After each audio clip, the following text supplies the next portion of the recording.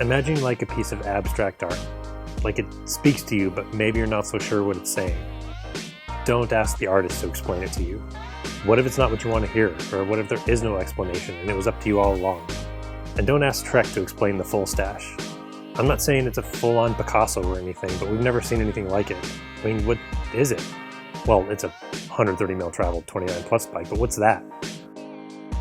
Will Ritchie and I spent some time on the full Stache, and we stepped into the bike shop to share our interpretations.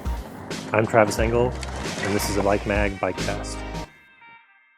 It was immeasurably better on the descents than I thought it was going to be. Like, I kind of feel like this bike rides like a 170 mil like enduro. Yeah, it's not like, okay, this is 130 millimeters of travel. Mm-hmm. It's kind of like, what can't this do? Mm-hmm. And you noticed that. You immediately took it into super tech terrain. Oh, yeah. And it was true at high speed. Like, you just kind of float over stuff, just like on the climbs. But really, when you kind of are picking lines down stuff that you might be better off walking down, like these big wheels bridge the gap so well that you can just trust it through so much stuff. That was my takeaway with this bike, is just that it is so mean.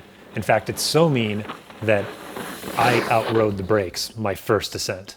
Yeah, it's kind of, you hit the brakes and you wonder when it's actually going to slow down. And not only that, doesn't really want to skid either in its stock configuration, but you solve that with some bigger rotors. Yeah, and I think that's necessary, not only for just the safety and the stopping power, but it has the potential to be a relatively playful bike. It's got these crazy short 430 millimeter chainstays.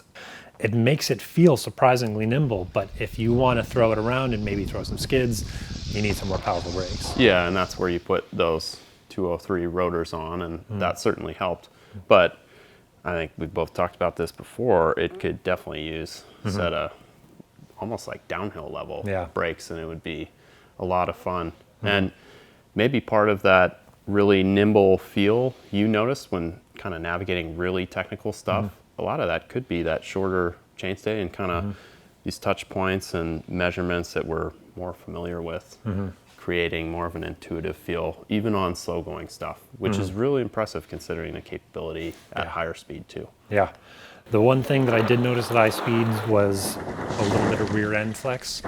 Part of it was in the wheels. You fixed that when you stole the wheels off of my hardtail Stache. My Yes, carbon I'm wheels. sorry I did that, but I couldn't help myself. But it did kind of make things a little bit stiffer.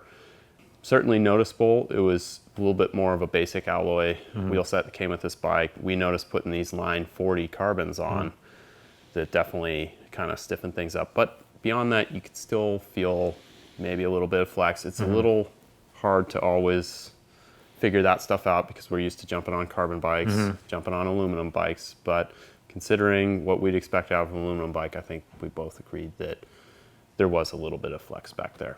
And a bike like this with these plus tires, and they're full-on plus, 3.0. Yeah, like, real deal. Yeah, so aggressive treads.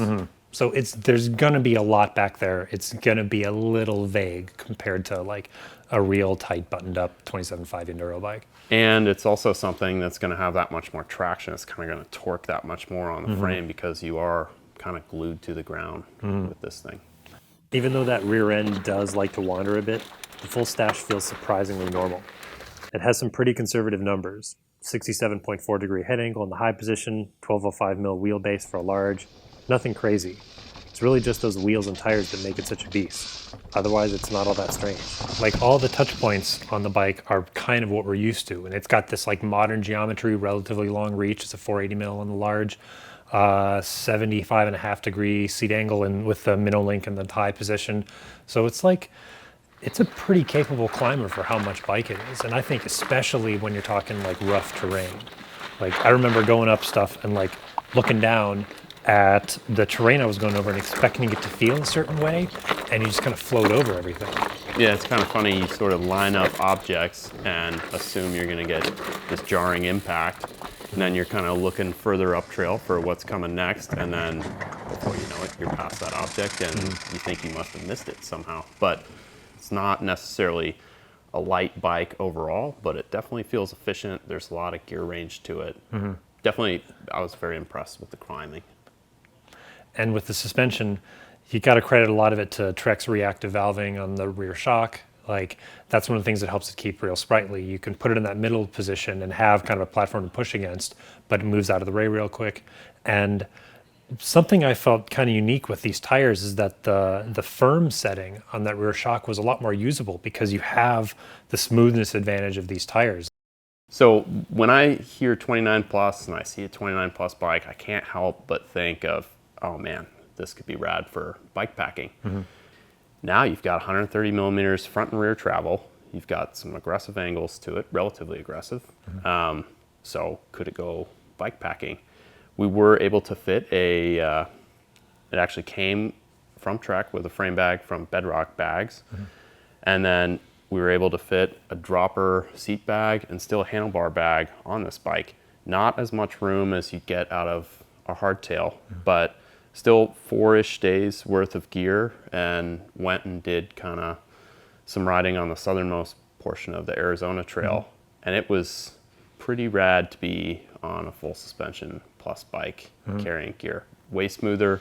The tech bits of trail were all the more fun. It was really a kind of cool experience, and this bike totally opens that up. More technical bike packing.